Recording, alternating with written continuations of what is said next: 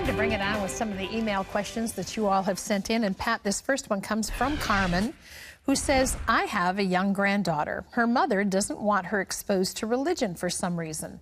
I spend a lot of time with my granddaughter. Is it my responsibility as her grandmother to teach her about the Lord, or should I respect her mom's wishes in this case? You know, one of the amazing things that I've found about black athletes, so many of them were influenced by their grandmothers. You talk to these great, big, husky guys who are NFL pros. Well, my grandma, you know, and their grandmother was so important. Now, look, don't teach your kid about religion. Don't tell her about, you know, all the sacraments and stuff. Just tell her about Jesus. And you say, well, I'm not teaching her religion. I'm just introducing her to a friend.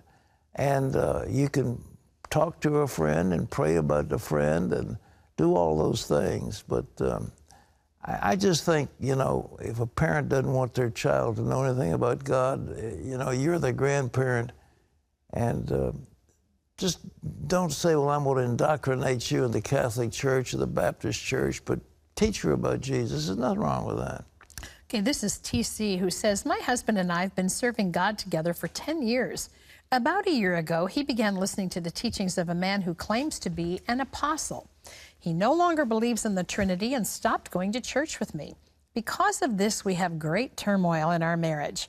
We can't talk about anything spiritual without fighting, and sadly, we have no spiritual life together anymore. I think he's deceived, and he thinks I'm deceived. How can I have peace in my marriage in the midst of this? Well, I think what you need to do is to get people together who love the Lord and counsel with him. He's been captured. You know, he's captured by an alien force. There are false teachings around, and they're very seductive. And a lot of them have satanic hold behind them. And your husband's been captured.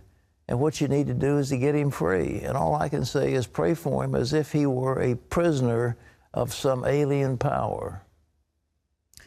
Okay, this is Kay, who says, in the Bible it says that when someone dies, you should laugh, and when someone is born, you should cry. I'm a little confused. Could you explain this to me? It doesn't say it that way. You know, people misquote stuff. I mean, that's Lamentations. It's better to be at the house of mourning than the house of rejoicing, kind of thing. So the day of the death is better than the day of your birth. I mean, these are some aphorisms, some sayings of wisdom in one of the wisdom books. But that's not a strong teaching of the Bible. You're supposed to laugh when somebody dies. It doesn't say that. It basically says that rather than be at a house of feasting, it's better to be at a house of mourning. It's better to cry over the sorrows of others than to be always laughing. I mean, but this is Lamentations, okay? Okay, this is Lydia, who says, is it okay to let children hunt for Easter eggs and receive from the Easter Bunny? I thank you for your explanation of Easter and the fact that it's okay to eat Easter candy, but I wasn't sure about other activities associated with Easter. All right, as I've told you before, Easter comes from Oestra, which has to do with the Babylonian goddess Astarte. It is a heathen practice. Now, what are eggs? If you look at the art, for example, you go to the Temple of Baalbek in Lebanon, and you'll find the so-called egg and dart symbols. The egg is a symbol of fertility. The dart is the symbol, of course, of the male sex object. And those things are pagan symbols. The egg is a symbol of fertility. And I suppose they have bunnies in there because bunnies have so many babies. I don't know what all else it is. But all this, if you just realize, if you want to go out and color Easter eggs and have a bunch of people go out and hunt for eggs behind the bushes and put them in baskets and have a little celebration, there's nothing wrong with that. As long as you understand, the way behind it, that's what it's all about. But I don't think you're sinning to go have an Easter egg hunt. I mean, you know, just have fun, have a party, but don't get hung up on it, all right? Okay, this is Stephanie, who says, I'm a college student, and for the past 6 months, I have suffered through days of complete fear, anxiety, and crippling depression. I feel as though I'm in the chains of bondage.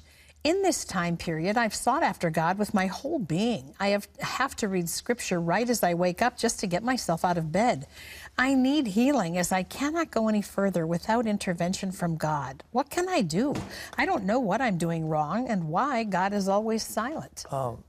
I think you need to see a good physiologist or psychiatrist or somebody who works with neurology and that kind of thing.